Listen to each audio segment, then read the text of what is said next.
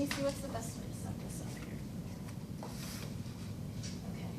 So I like to introduce names more than once because I'm a fan of remembering them. So again, my name is Kaitlyn. I'm from the Greenwell Foundation, and it's always a pleasure to be here. You guys are always so welcoming and definitely tied to serving the community, so it's great to be here. So first things first, thank you so much for supporting us for 3 years in a row now to directly improve our program quality. So for those of you who don't know, 2014, in partnership with you guys, we had volunteers construct a screened-in room for camp, for horse camp, that allowed the kids to have a little bit more shelter, to have protection from the bugs, and some more storage, which was really, really needed. We also built a new Century Trail, which is a wonderful addition to our equestrian program. The Century Trail, in summary, is an additional adventure for all the riders with varying abilities at Greenwell. It's its own little experience, and obviously it engages the different senses, your smell, your sight, your hearing, and it's on a trail that's tucked away back in the woods a little bit, so it's just a little bit more challenging, a little bit more adventurous, and it's really added a lot of fun to the program, so thank you. And this year, we were able to construct a new archery range that is more accessible. So once I get to the mission, that might make a little bit more sense, but it's allowed the whole entire experience to be a little bit more safe. Safety is the primary goal at camp. And also, it allows better supervision of the children while they are doing the archery. But obviously, they're very excited. I mean, look at them and the archery range. So thank you for that. So let's start with Greenwell. What is Greenwell? And I think a good place to start is obviously with the mission. So the mission is to provide an inclusive community where people with and without disabilities can participate and belong side by side. So the mission has two main purposes, I think, to increase awareness of people with disabilities, and then also to increase the connection to nature. So for those of you who don't know, we reside at Greenwell State Park, which is on nearly 600 acres of river or waterfront next to the Patuxent River. We also have a little bit over 10 miles of accessible trails. We have accessible facilities, and it's really just a beautiful, beautiful place to be at. And I'd like to progress our thinking a little bit more with the mission. So Greenwell also stands for the last name of John Philip Greenwell Jr., who donated not only his estate to the state of Maryland to create Greenwell State Park, but he also donated additional funds to create the nonprofit, whose purpose is to carry out the mission that I just mentioned. And it's really interesting to think about this name and then what Greenwell is. So a good progression on Greenwell and the mission is to think that maybe we're providing wellness for everyone in the community, because everyone grows and everyone participates better, and we learn more when everyone's included, including people with disabilities, at the scenic nature that is Greenwell. And that brings us to the definition of wellness, which dictionary.com gave me the definition of wellness. So wellness is the state or condition of being in good physical and mental health. So when we're talking about Greenwell and the mission and all the different programs and how we serve veterans, we always thought, how can we share Greenwell and the beauty of Greenwell and the programs that give you that wellness piece with veterans? And it's hard to articulate sometimes, because when you're on nearly 600 acres and you're providing programs for a variety of different people, that wellness comes to fruition in a number of different ways. And we wanted to give that to veterans in particular.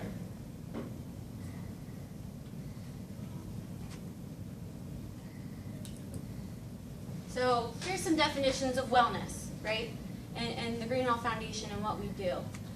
So here you have volunteers who came to construct the archery range, and the fellows who did that said, "Kaitlyn, we just had the best time. I'm so used to getting mad at these guys because we're trying to meet a deadline or on the construction site." And he said it was just so nice to do this project and connect with my friends. And maybe he didn't say it just like that, but you get the gist of it. Here's a family who's going on a trail ride, who's taking time out of their busy schedule to try something new, to explore Greenwell. Here's some kids working together to bring kayaks down to the launch so that they can experience the Patuxent River. And here's kids having fun, taking a selfie. I think they were getting ready to do a mock wedding, which is a really fun thing they do at camp. Here's a veteran from the Charlotte Hall Veterans Home who is obviously enjoying petting a horse, and the horse's ears are perked forward, meaning he's very happy too. He's getting his bit of wellness. And then here's a little girl here who's riding. It looks like she's actually starting to canter or walk a little bit faster, which is a new skill that you learn while you're riding. So those are just some different examples of wellness. And I really love the introduction too, and how you stated that you guys don't come for the coffee, you come to help the community, and that's how you get your bit of wellness. So how do veterans reach wellness at Greenwell? And I think it is clearly, or our mission to give veterans wellness at Greenwell has been solely and mostly supported by partnerships. So Operation Warrior Refuge, really, really neat organization. They were founded in 2013 by 3 individuals. They provide equine-assisted psychotherapy, which is therapy with horses for veterans who are returning from combat and their families. So they actually use our barn and our horses to provide those programs. And they're brand new. They just got their nonprofit status a couple of years ago. But we're able to give that bit of wellness with the horses by means of partnerships, or our partnership with Operation Warrior Refuge. So Vets Helping Vets. Vets Helping Vets is a program, it's a partnership with the Charlotte Hall Veterans Home. We offered to bring the Charlotte Hall vets out to Greenwell to get that bit of wellness. And what the vets do, they come, and it's a really, really neat program. They come and they picnic in the Rosedale Manor House, which has anybody ever been to the Rosedale Manor House? It's really beautiful. It's nestled right next to the Patuxent River. There's a great room with a large window where you can see the river and you can see the shrubbery around.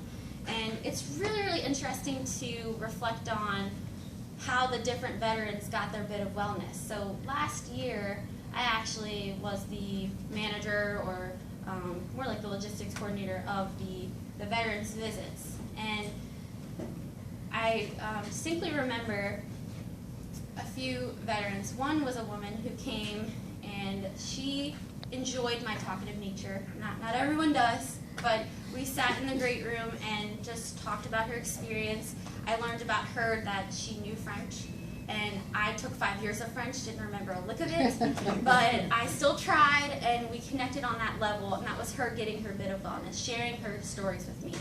We had another fellow who came, and he didn't want to talk, really. He wasn't into the conversation or learning about Greenwell.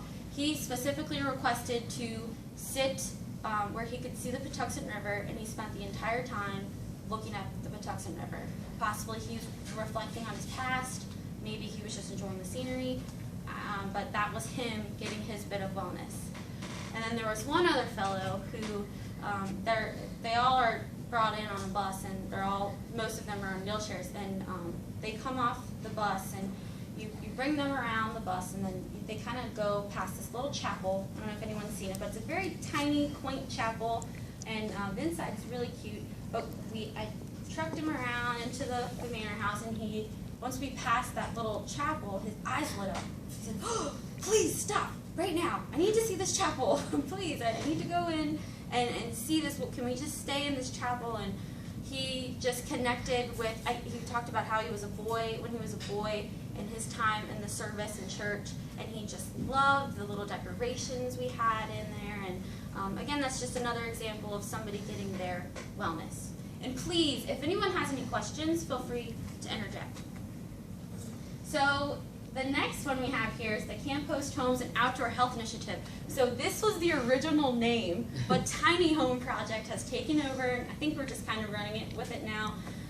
But in short, this initiative, the idea behind this was also, how are we going to bring wellness to veterans? And we thought, well, Greenwell's beautiful. Being here gives you a bit of wellness.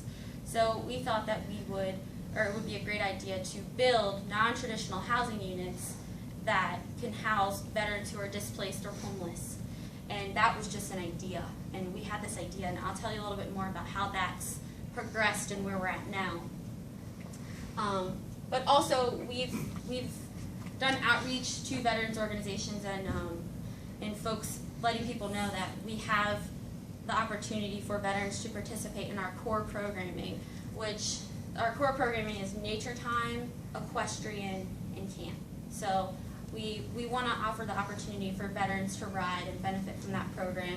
We've offered scholarships to veterans and for children of veterans. And nature time is it is our core program, but we're expanding it a bit and couldn't quite find a way to really reach that demographic yet, but it's still in the works. Also, our volunteer program. Again, back to the wellness piece, and I think you guys all really connect with that as well. We found that, and especially from my experience, because I used to be the volunteer coordinator, there's a lot of veterans who are in this area who don't have family, or they just got stationed here, and they're looking for that outlet to connect in the community. And coming to Greenwell, volunteering at the barn, has been a great outlet. We've also had CSAD, which is the Coalition for Sailors Against Destructive Decisions. They've come and volunteered at Greenwell regularly for the past few months and done a variety of projects. So again, I would like to highlight partnerships and playing a part in, I think, what we all need to do, which is to end the suffering that veterans have in our community. We do have a very high population of veterans in Southern Maryland. Okay, so a little bit more, any questions? Any questions? So a little bit more about, I was going to say, the Tiny Home Project. This is kind of the timeline or the progression that we had. So we knew that there is a need to serve veterans. We all know there is, especially in Southern Maryland. We had this idea, we want to have these homes for veterans to live in at Greenwell, but how are we going to make sure that they get the job placement services they need, that they have the supervision? Do they need supervision? Our specialty is not veterans, and never has been, so we needed to reach out to seek not only financial support, but to develop this program piece with different partners, which I'll get into a little bit. Actually, I think one of the people I reached out to first was Stu Garlington. I think you were the first phone call I made. We had this idea, Yolanda and I just called you to just get some interest. And I think the brilliant thing and the most just inspiring thing about this initiative is how receptive everyone has been to just giving their little peace of mind to what this has now come to. And this is just a statistic. We have a very large population of veterans, and this came directly from our partners over at DLLR, but they're saying that 100 currently receive case management, and it's expected to increase by as much as 5 times over the next 5 years. So that's just information that we've gotten as we've reached out to different organizations who have all been very receptive. So this is really interesting. The amount of partners we've had, the amount of people who have stepped up to the plate to make this possible. Three Oaks Center, they've provided a lot of deep insight into how we can make sure that while the veteran is living at Greenwell, that they have all of the other services they need to find that independence, job placement, making sure that they have all their veterans or their benefits. Also, Patuxent Habitat for Humanity, well, I'll back up a little bit. Dr. James A. Forrest Technology Center, those students worked last year to build the exterior of the home, which is another story in itself. In summary, the students really take pride, they have taken pride in building this home. One time I went to go visit the home, and I noticed a little flag that was duct taped at the top of the building. And I asked the teacher, because he's very busy, I asked him really quickly, how did that flag get there? He said, oh, one of the students put it up on their own. And that's really, really, really interesting. And when I'm in the community too, I've heard I've come across a few of the students who ask, where is it going to be? How long are they going to live there? How many people are going? How many vets are going to be in the home? They really just take pride in it. And Patuxent Habitat for Humanity, they have reached out to gather several resources so that we can finish this first home, which is now at Greenwell. And all these resources, they're from different companies in the community. We have someone who's helped us design the home, someone who's helping actually manage the contracting piece, the electrical work. There's so many different little pieces that when we had this idea, we knew needed to be filled. And again, it's brilliant that everyone's stepping up to the plate and playing their part. Also really neat, we have the Patuxent River chapter of the United States Navy Supply Corps Association, veterans who are helping veterans, and also leadership students from the Naval Academy. They're actually engineering and designing a porch for the home once it's placed. That's also going to be movable. And the Junior Navy ROTC, they're assisting with creating landscaping that provides a little bit of privacy for the veteran when they're living in the home. Any questions? Yes? Okay, now these homes are on site at Greenwell? Yes. Well, the first one is on site right now. Okay. Mm-hmm. And then, since the veterans are homeless, are they expected then to stay there, live there? Is that their home now? Yes, yes. That is their home now. It's designed to be transitional. Right now, we do not have a firm deadline on when they're expected to leave yet. How many houses are they going to build then? So right now, we're in the beginning phase. Our plan is to construct 2. There is potential possibly for more, which I'm going to talk a little bit about the future. Where on the property are these houses being built? So the first one is at the epicenter of the park, so there's nearly 600 acres. I don't know how familiar you are with Greenwell, Yeah. but when you ride into Greenwell, oh yeah, you are very familiar, I'm sorry. We're actually, the first home's right next to the former lodge, if that makes sense. Yeah. But it's tucked away back in a corner, where again there's going to be landscaping, so privacy, but then they also still are engaged with what's going on in the park, and they're not alone, way out in the middle of the forest. Yes. Is there any provisions for disabled veterans to get care there or any other types of services? I'm sorry. What? Are there any provisions for the veterans for disabled veterans to get any type of care out there, physical therapy? We can talk about that, definitely. We can talk more about that. And yeah, we'll definitely discuss that more. But we do have it in, well, actually, yes, so Operation Warrior Refuge, they have a certified therapist. They have a doctor on staff, which I don't know too much of the specifics on how that works, but I think there is potential for what you're saying to happen. We can talk about it a bit more. The reason I bring it up because Yeah. the medical respite program about what we were talking about at Three Oaks, is exactly that type of program where we take homeless veterans or disabled veterans who need medical care but can't get it because they don't have a fixed address, and we put them in the respite program and then are able to provide a lot of services.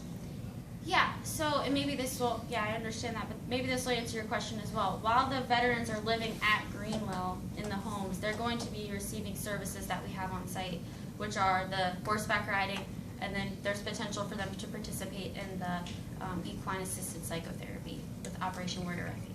Right, I'm talking about, so that's all, extremely valuable. I'm just talking about other medical services, even medications and other things that we can provide. Yeah. Okay, great. Yeah, we'll definitely discuss that further. Any other questions right now? Okay, and so as most of you probably already know, but we are a nonprofit that resides at the park, so if we construct anything, if we have new programs that we'd like to do, we do need to work directly with our partners, the Maryland Department of Natural Resources, in order to make sure that we're meeting all of their criteria. And we're looking to partner with their new program, the Veterans Conservation Corps, which provides job skills for them that can directly translate to the workforce. Again, Operation Warrior Refuge, the Charlotte Hall Veterans Home, and all these people provide referrals, linkages, and funding. Well, not all of them, but they all fill that each of them fill a certain role in order to serve veterans at Greenwell. So this is just pretty much a snapshot of where we're planning to go. The first home that we have now at Greenwell is planned to be completed this fall. The target date for the second home to be completed is May of 2017, where the Tech Center students will construct that second home as well. We're going to continue our Vets Helping Vets program, and we're going to continue to grow these relationships with partners who serve veterans. And we'd like to engage more veterans in our programs. So this is a major change too in the Greenwell Foundation and our programming. So obviously our goal is to best seek out the mission, which we talked about earlier, bringing that wellness to everyone in the community. And in order to do that, we are transitioning our rentals program, and we're no longer going to have rentals after, I think it's July of 2017. But we want to use that Rosedale Manor House to its best ability. And right now we're seeking out different partners to see how we can bring that wellness piece to veterans, people with disabilities, people without disabilities. And there's a lot of potential for that. Right now we are gearing up to offer yoga for children on the autism spectrum with a young lady who's certified in teaching that, and she's going to provide that at Greenwell. Joe Anderson, our board president, has been brilliant, and all of our board members as well, in pursuing the different opportunities that exist for the Rosedale Manor House. One of them is providing different types of therapy actually in the Manor House, but it also serving as a hub to use the nearly 600 acres to its best ability. So providing job training for agriculture, which is a job sector that is really looking to be filled. A lot of the folks who are farming now are getting older and they're retiring. So that's definitely a void that we need to fill, and we think that veterans can do that. Camp, we've expanded with our camp program since it started in terms of how many kids we've served, how many children with disabilities have received scholarships. So we would like to continue that growth. Same with equestrian, we want to expand the amount served, and we also want to continue to develop the partnerships with the disability community to see what potential exists when we do offer these programs. So in October we're hoping to have a meeting with all of the different organizations who serve people with disabilities to gauge their interest in participating in the different programs that we're talking about forming, and also to identify any barriers. Is it funding? Is it transportation? Is it just not being interested? So, and I'd like to just close with this as well, before more questions and thoughts. But Growing Greenwell is our new annual fundraising campaign to raise money that will help us sustain our core programs, which is Nature Time, Equestrian, and Camp, but also be able to continue initiatives like the Tiny Home Project, and to bring the different potential that is available with partnerships with our funders and our sponsors and our donors and our volunteers. So any closing thoughts and questions? Yes? Once again, sorry about that. That's okay. You didn't focus that much on Rosedale Manor and the way it was made accessible. Mhm. There was amazing projects to watch as it developed. You were fortunate to have the former president of the board, wife was a historical architect, and designed that whole lovely access in the front, which was not there before. You really could get people in and out in a wheelchair. She also designed and funded to build a beautifully disguised entrance into an elevator to bring them in so they can get from one level to the other. Now, they can't get to the second floor yet, but they can at least come in at the ground level with the great room and then come up into the level where the dining room and the rest of the sleep. And that's something that I think, and maybe Joe is doing this, to focus on that the manor house is the core of the property, the focus of the property, let's put it that way, it's such a big, beautiful building. And can be utilized very easily by people with disabilities, veterans, or whomever in the community. which I think is a really good asset for all of the different opportunities and programs that we're looking to have in the